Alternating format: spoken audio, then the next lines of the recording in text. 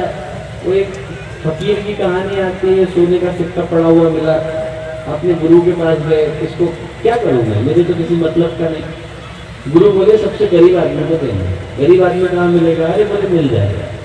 भटकते रहे 10 साल तक, वो हर व्यक्ति के पास गए, जिससे बात करते उनसे बात करने के बाद उनको लगता कि इसके पास थोड़ा पैसा तो है, कुछ तो ये कर सकता है। भटकते भटकते बहुत दिन हो गए, 10 वर्ष के बाद एक दिन एक शहर से गुजरते थे, उनने देखा 1000 हाथियों का काफिला जा रहा है, और 1000 हाथियों के काफिले में जो शुरू के 100 हाथी हैं वो सारे के सारे सोने से लगे हुए हैं। पहले वाले हाथी के ऊपर हीरे की पालकी है, उसके अंदर एक राजा बैठा है, राजे ने ऊपर से लेकर के नीचे तक सोने के आभूषण पहने हुए हैं। उन्हें अपने बगल वाले व्यक्ति से पूछा कि यहाँ क्या हो रहा है? बोले अरे कुछ नहीं हो रहा है, हमारे राजा चक्रवर्ती सम्राट हैं, पूरी दुनिया पर उनका शासन है, सिर्फ एक राज्य छूट गया है, इनके भाई का उसके ऊपर हमला करने जा रहा है। बोले क्यों, उसने इनके ऊपर हमला किया है क्या? बोले नहीं, सिर्फ एक राज्य छूट गया है कि मन में कामना थी उसको पूरा करना, इसलिए जा रहा है।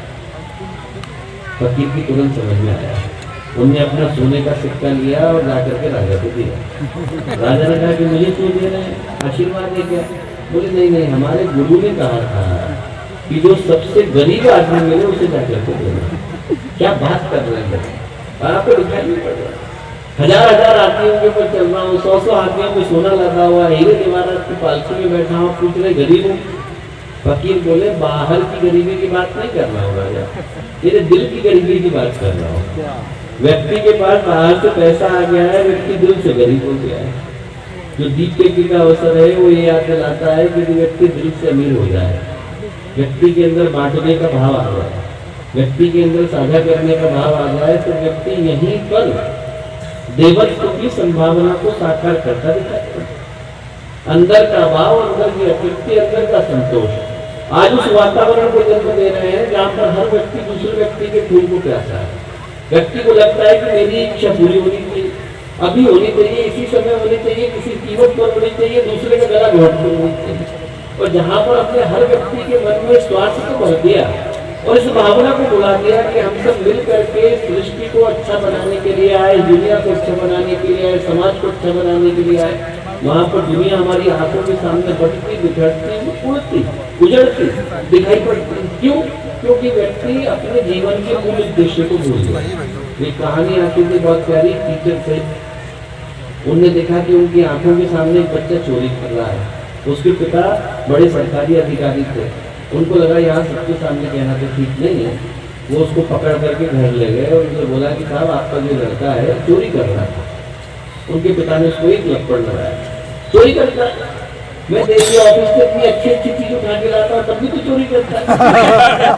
वो जो टीचर थे उन्होंने कहा कि साहब गलती हो गई, मैं तो ये सोच के लाया था कि ये बच्चा अभाव के कारण चोरी करता है, यहाँ आकर के देख रहा हूँ कि तो स्वभाव के कारण आपने यहाँ का वातावरण ही ऐसा बना दिया कि बच्चा चोरी के अलावा क्या करे। अब दिन होने के अंदर अभाव आ गया, घर के अंदर कुसंस्कार आ गया, व्यक्ति की भावना गलत हो गई। तो आप सोच के देखो कि ऐसे वातावरण के अंदर हम व्यक्ति को अच्छा कैसे बना सकते हैं। जो आज के दिव्य का अवसर है वो यही याद दिलाता है। इन सारी समस्याओं के केंद्र में एक ही कारण है कि व्यक्ति दिल की दृष्टि से छोटा हो गया है। और जो दीपक है प्रतीक है इस बात का कि जब हम अंधेरे से लड़ने के लिए जाते हैं तो अकेला दीपक काफी होता है।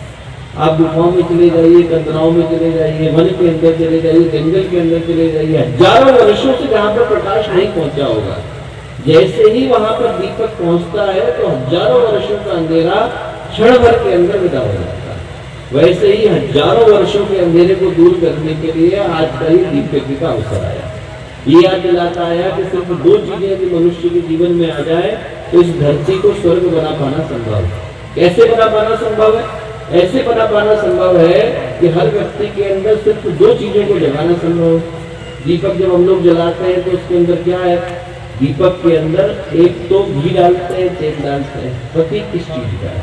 प्रतीक है संवेदना का, प्रतीक है प्रेम का, प्रतीक है अपनेपन का, प्रतीक है आत्मीयता का। जिसके अंदर ये भावना आ गई कि ये सारा संसार मेरा, गणना लगोचित सामुदाय जनता नाम तो उसने ये मेरा ये तेरा, छोटे बच्चे समझते हैं। सारी दुनिया हमारी है, आपके लिए मेरे लिए, आपके कष्ट मेरे, आपके दुख मेरे, आपकी तकलीफें मेरी। वो जो जैसे ही भाव आया वैसे ही इंसान के अंदर वो चिंतन जन्म लेता है जिसकी प्रेरणा ही दीपक देता है। क्या कहता है? कहता है जिसने बांटना सीखा, जिसने देना सीखा, जिसने साझा करना सीखा, जिसने दूसरे के सुख को पहुंचाना सीखा, उसके जीवन में अपने आप वो भावना आ जाती है जिसको हम देवत्व की भावना कहते हैं। देवर्षि नारद गए एक बार विधाता के पास शिकायत लेते, उनने कहा कि भगवान आपके इस संसार के अंदर बड़ा भेदभाव है। क्या भेदभाव है? उन्होंने कहा देखिए देवता है असुर है दोनों आपके बच्चे हैं। देवताओं को तो आपने स्वर्ग दे दिया, अच्छी अच्छी चीजें खा रहे हैं, वहाँ पर अच्छे शवा घोड़ा है, वहाँ पर कामधेनु गाय है, सोमरस का पान करते हैं, चिंतामणि उनके पास। और बोले जो असुर है ये सब के सब नरक में बैठे हैं, सारी की सारी दुनिया उनको गाली भी देती है, दोनों आपके बच्चे, आपने एक को स्वर्ग एक को नरक में दिया। भगवान बोले किसी के साथ भेदभाव नहीं किया, हर व्यक्ति को उसके कर्म के अनुसार स्थान मिलता है। बोले पर यदि आपको ऐसा लगता है, आप इतिहास उठा के देखो, ध्रुव, प्रहलाद, विरोचन ये जितने थे, बलि, इन सब ने असुरों के खानदान में जन्म लिया, सबको हम देवता मानते हैं। और बोले रावण वो जो था ऋषियों का पुत्र था, तब भी राक्षस कहलाता है अपने कर्मों के कारण। बोले तब भी आपको लगता है कि भेदभाव करते हैं तो परीक्षा लेते हैं, क्या करेंगे? सबको खाने पर बुलाएंगे, सबको खाने को बुलाया गया। भगवान ने सबको बिठा दिया, एक कमरे में सारे असुर आके बैठ गए, एक कमरे में सारे देवता बैठ गए, खाना लग गया, गायत्री मंत्र हो गया, विधाता है, भगवान आए, परमात्मा है, उनने कहा खाना सबको मिलेगा पर एक शर्त है। क्या शर्त है? तो उन्हीं को मोड़े बगैर खाना खाना। अब असुरों ने बहुत कोशिश करी खाना खाना, फैल गया, यहाँ गिरा वहाँ गिरा, सारे असुर भगवान को गाली देते हुए बेकार में बुलाया, भूखा भेजना था तो पहले ही बता देते। भगवान देवताओं के कमरे में गए, भगवान ने जैसे ही वहां जाकर के कहा कि देखिए खाना सबको मिलेगा पर एक ही शर्त है। क्या शर्त है? कोहनी को मोड़े बगैर खाना खाना। तुरंत देवताओं की समझ में आया कि मुझे अपने से बगल में बैठे हुए व्यक्ति को खिलाना है। सबने अपने से बगल में बैठे व्यक्ति को खाना खिलाया। मैंने साहू भाषा को खिलाया, साहू भाषा को खिलाया, ब्रजमोहन भाषा ने मुझको खिलाया, शिवाजी महाराज ने ब्रजमोहन जी को खिलाया, सबने एक दूसरे को खिलाया, सबका पेट भर गया। तुरंत नारद ऋषि की समझ में क्या है कि जो अपनी रोटी को मिल बांट करके खाना जान जाता है वो देवता बन जाता है। हम लोग यहाँ से एक ही मंत्र को लेकर के उठे, बांटने का भाव आता है। तुकाराम की परीक्षा लेने के लिए भगवान शिव भगवान विष्णु गए। भगवान विष्णु ने दरवाजा खटखटाया, अंदर आ जाए, आ जाइए, हमारी झोपड़ी छोटी है, इसमें एक व्यक्ति लेट सकता है, दो बैठ सकते हैं, आपको बैठने में तकलीफ नहीं हो तो अंदर आ जाइए। आ गए, उठने मोड़ के बैठ गए। थोड़ी देर हुई, भगवान शिव आए, अंदर आ जाए, हाँ आ जाइए, पर हमारी झोपड़ी छोटी है, इसमें एक व्यक्ति लेट सकता है, दो बैठ सकते हैं, तीन खड़े हो सकते हैं, आपको खड़े होने में तकलीफ नहीं हो तो अंदर आ जाइए। आ गए, पूरी रात गुजर गई। जैसे ही पूरी रात गुजरी तो दोनों भगवानों ने अपना असली स्वरूप प्रकट किया और तुकाराम से बोले कि तुकाराम हमारी दृष्टि में तुम देवता हो। तुकाराम ने कहा मैं कैसे देवता हूँ, मेरी तो झोपड़ी बहुत छोटी है। भगवान बोले झोपड़ी छोटी होगी पर तुम्हारा दिल बहुत बड़ा है, जिसका दिल बड़ा होता है वो देवता हो जाता है। दीपक यही बताता है कि जिसका दिल बड़ा होता है, बांटने का भाव आया, जो मिला वो दूसरे तक पहुंचाने का भाव आया, वो देवता हो जाता है।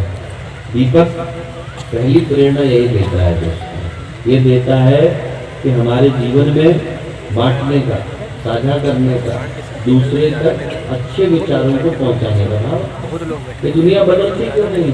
दुनिया इसलिए नहीं बदलती क्योंकि हर व्यक्ति सोचता है कि मेरी जिम्मेवारी में, हर व्यक्ति को लगता है कि दुनिया खराब है तो खराब है, मैं अकेला इसके लिए क्या करूँ। और जैसे ही व्यक्ति को ये भाव आता है कि दुनिया भी तो हमारी है, जो व्यक्ति भटक गया वो भी तो हमारा ही है, जो व्यक्ति तकलीफ में है वो भी तो हमारा ही है, वैसे ही इस दुनिया को बदलने का भाव हमारे अंदर जन्म लेता है। एक राजा के यहाँ 20,000 लोग रहते थे। राजा ने अपने मंत्री से कहा कि एक बताओ मंत्री साहब, 20,000 लोग अच्छा काम करेंगे तो ये दुनिया अच्छी हो जाएगी कि नहीं, हमारा राज्य अच्छा हो जाएगा कि नहीं? उन्होंने कहा हो जाएगा। फिर होता क्यों नहीं? मंत्री साहब ने कहा कि एक काम करिए, आप एक प्रयोग करके देखिए। क्या प्रयोग करें? बोले आपके राज दरबार के सामने बड़ा सा कुंड है। बोले हाँ, हर व्यक्ति से कहिए, हर नागरिक से कहिए, हर राज्य के निवासी से कहिए, कि वो अपने अपने घर से एक एक लोटा दूध लाए और कुंड के अंदर डाले, सुबह तक भर जाएगा, भरेगा कि नहीं? राजा बोले बिल्कुल भर जाएगा। अगले दिन राजा देखने के लिए गए, घोषणा हो गई थी, मुनादी पीट दी गई थी कि सबको अपने अपने घर से क्या लाना है, एक लोटा दूध लाना है। राजा देखने के लिए गए कि हमारा कुंड कितना भरा है। वहां पर गए तो देखा एक भी बूंद दूध नहीं। कहाँ गए? पता चला कि हर व्यक्ति ने ये सोचा कि वो 19,999 लोग तो हैं लोटा दूध डालने वाले, मैं अकेला नहीं डालूंगा तो किसको पता चलने वाला है। ऐसे दुनिया नहीं बदलती। हर व्यक्ति ये सोचता है कि 7 खरब लोग तो है बदलने वाले, मैं अकेला नहीं बदलूंगा तो किसको पता चलने वाला है। ये जो दीपक है वो हमें याद दिलाता है कि और बदले न बदले, हमारा बदलना जरूरी है। और यदि दुनिया कहीं को भी जाती हो जाए, और यदि 20,000 लोग जो यहाँ पर बैठे हैं, 10,000 लोग जो यहाँ पर बैठे हैं, उनके अंदर का दीपक जल जाता है तो वो दिवाली होती है जो देवताओं के लिए भी नसीब नहीं हो पाती है। आपके अंदर का दीपक जले, आपके अंदर की पवित्रता है, आपके अंदर की पावनता है, आपके अंदर के गुण है, आपके अंदर का सौभाग्य है, तो अपने आप इस संसार के अंदर उस चेतना को पहुंचा पाना संभव हो पाता है जिस चेतना को पहुंचाने के लिए आज का दीप यज्ञ है। मैं हर व्यक्ति से कहूँगा दोस्तों कि आज का दिन बड़े सौभाग्य का दिन है। आप लोगों को यहाँ पर गुरुदेव की चेतना खींच करके लाई, और इसलिए खींच करके लाई कि आप लोगों के माध्यम से वो क्रांति, वो भाव जिनमें रह सके जिसकी आवश्यकता समाज को है। इतनी देर से आप लोगों ने प्रतीक्षा करी इस दीप यज्ञ के लिए, उस प्रतीक्षा के लिए हम आप लोगों को धन्यवाद देते हैं, जैसे नमन करते हैं, और साथ ही साथ ये प्रार्थना करते हैं कि आप लोग अपने भाव को लेकर के आए, भावों की नगरी, माँ सीता की नगरी, यहाँ से आप लोग एक गहरा संकल्प लेकर के जाएं। यहाँ के जितने हम लोग वरिष्ठ कार्यकर्ता हैं, गंगा सागर जी हैं, राम नरेश जी हैं, देशबंधु जी हैं, ओम नारायण जी हैं, ये सारे के सारे कार्यकर्ता जो इस क्षेत्र में एक स्वर्ग के निर्माण का कार्य कर रहे हैं, उनके लिए मैं पूज्य गुरुदेव से, वंदनीय माता जी से यही प्रार्थना करता हूँ कि उनका लिया गया संकल्प पूर्ण इस क्षेत्र से एक ऐसा केंद्र निकल करके आए जो अनेकों को नई ऊर्जा दे पाने की स्थिति में हो, नई चेतना दे पाने की स्थिति में हो। आज की तारीख में जब हम लोगों ने वहाँ पर यज्ञशाला का, कठोर प्रज्ञा का, सर्व श्रद्धा का अनावरण किया, तो इस बात को मैं पूरे विश्वास के साथ कह सकता हूँ कि आने वाले वर्षों के अंदर वहाँ पर आप एक ऐसे केंद्र को प्रतिष्ठित होता देखेंगे जिस केंद्र की ऊर्जा, जिस केंद्र का प्रकाश, जिस केंद्र की सुगंध अनेकों शहरों तक पहुंचेगी, अनेकों लोगों तक पहुंचेगी और अनेकों के जीवन को बदलने का कार्य करेगी। आज के दीप यज्ञ का एक पावन क्षण आप में से हर एक को एक नई ऊर्जा से भर दे, सुख से भर दे, सौभाग्य से भर दे। आप लोग यहाँ से उठे तो आपके जीवन की समस्याओं का अंत हो, चेहरे पर मुस्कुराहटें हो, मन में सौभाग्य की वर्षा हो, हृदय में कुछ अच्छा करने का भाव हो। ऐसी प्रार्थना माँ गायत्री से, पूज्य गुरुदेव से, वंदनीय माता जी से है। आप सबको इतनी देर तक इन बातों को सुनने के लिए बहुत सारा धन्यवाद। शुभकामनाएं।